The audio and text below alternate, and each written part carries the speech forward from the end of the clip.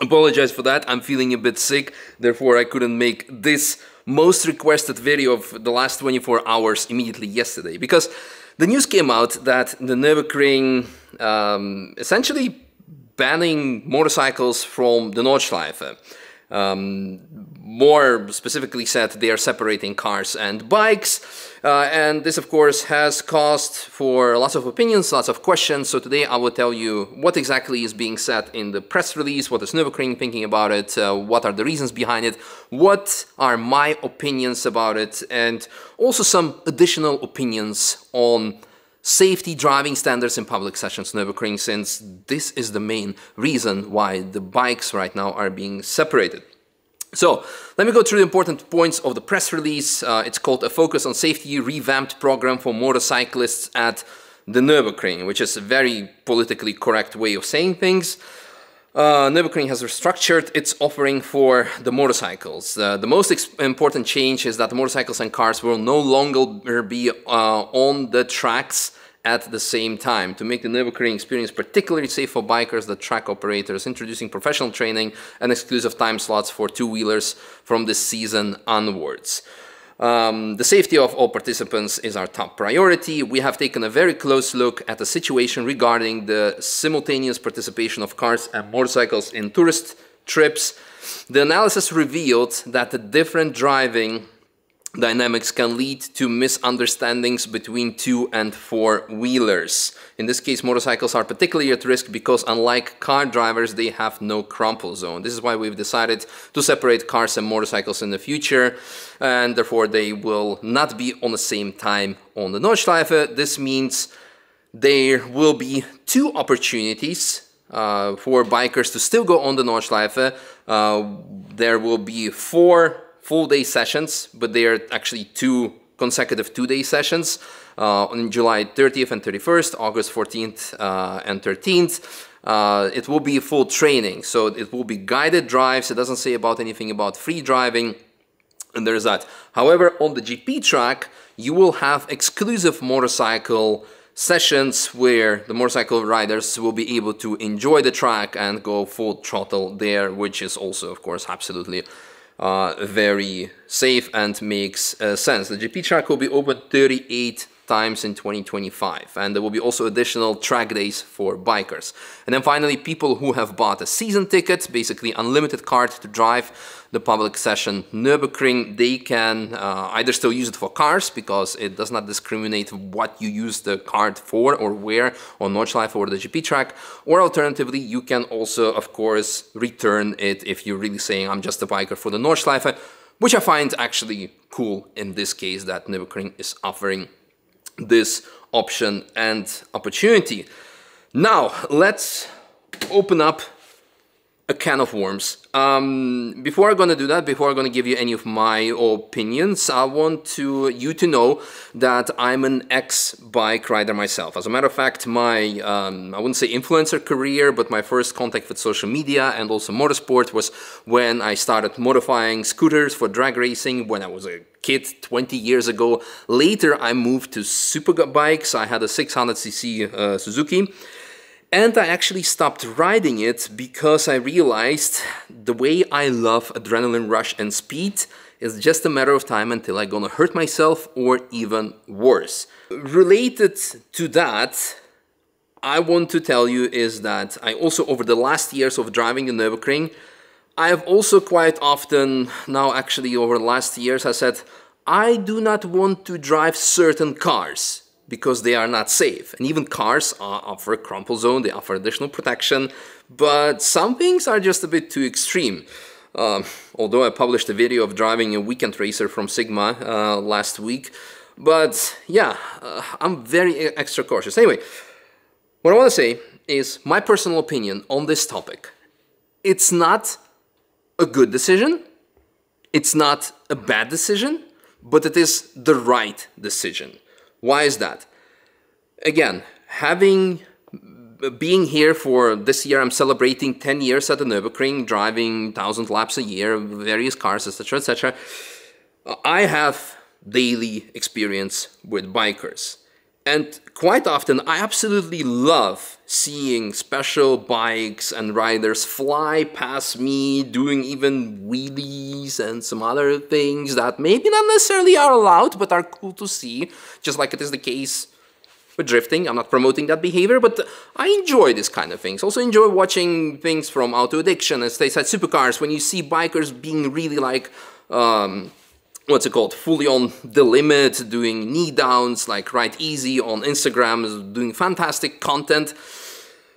But the majority of biker encounters on the Nürburgring that I have are, some of them are frustrating, some of them are simply also dangerous.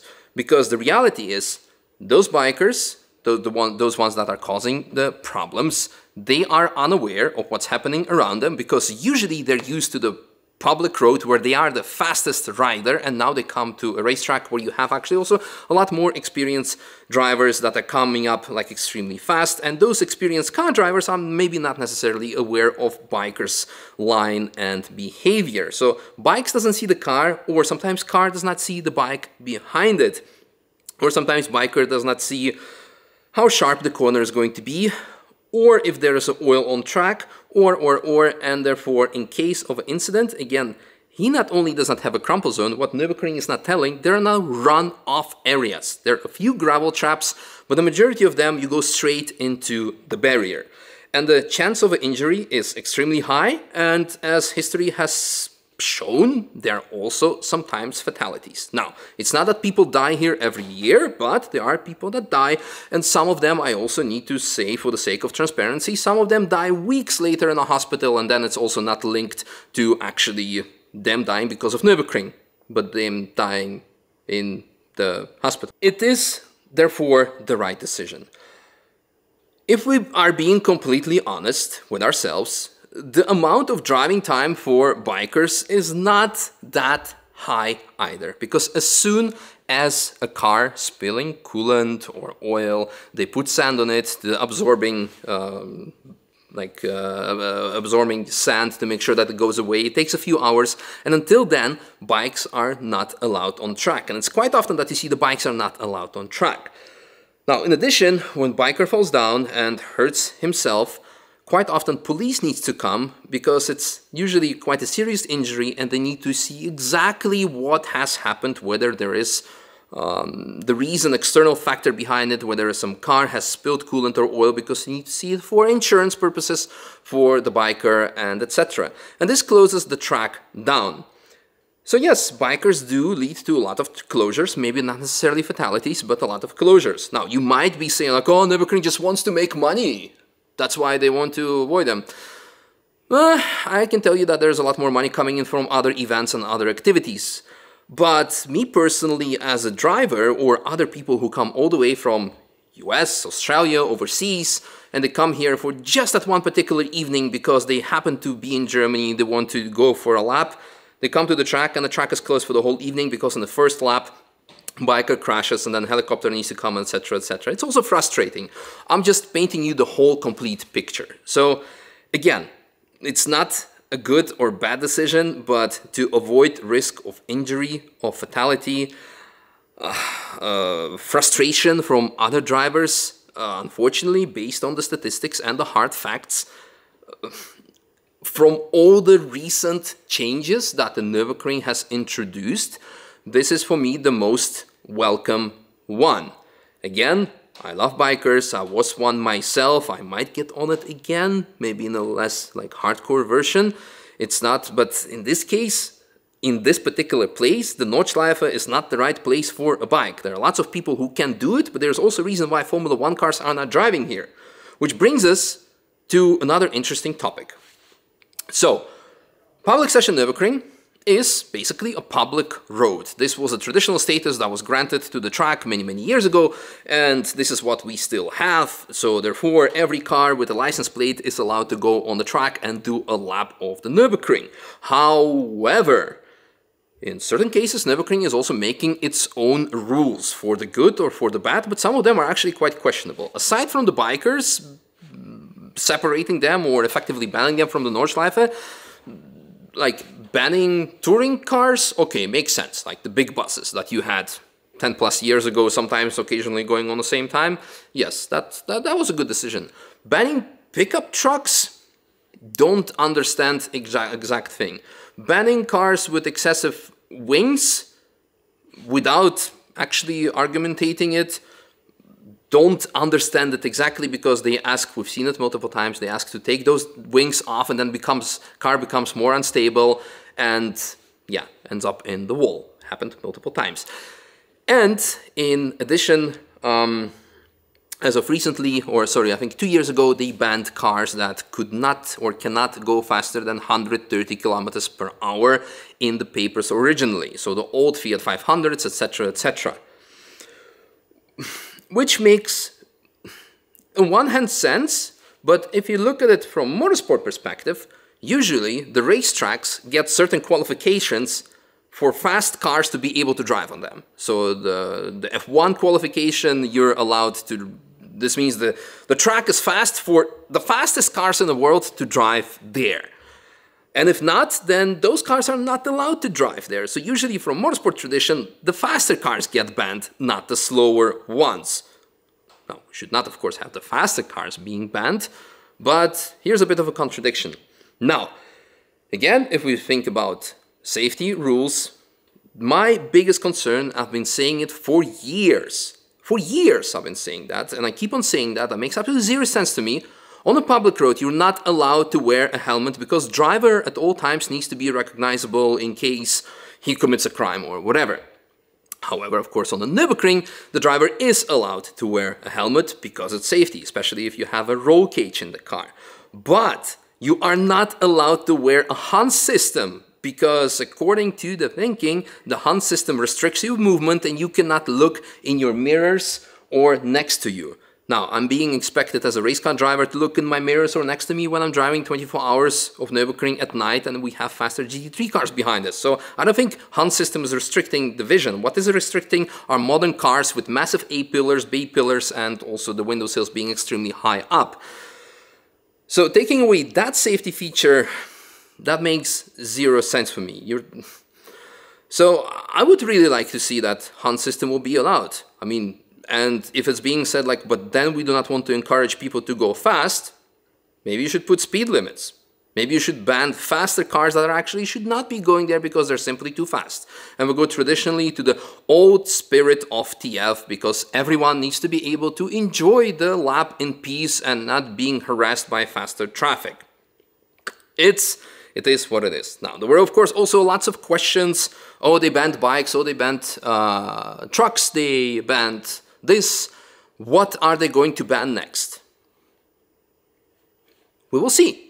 Something will be banned, and either we or you are going to be affected by it or not, and we'll have to deal with consequences, either use some other vehicle to drive the track or not drive the track at all. That can happen. We will see what the future will bring in this case. I had a thought that I lost. Now, fast forward to the second day. I was too sick to edit this video, so it's now 2 days delayed, but at least I remember what I wanted to say. So all these types of vehicles and bikes are being banned. Like in case of bikes, okay, I said it's kind of obvious that they are at high risk, but banning pickup trucks, banning cars that go slower than 130, banning big wings, those are not really the cars that cause issues or problems. What about like old kinds of shit boxes that leak oil all over the place and make bikers and other cars crash as well?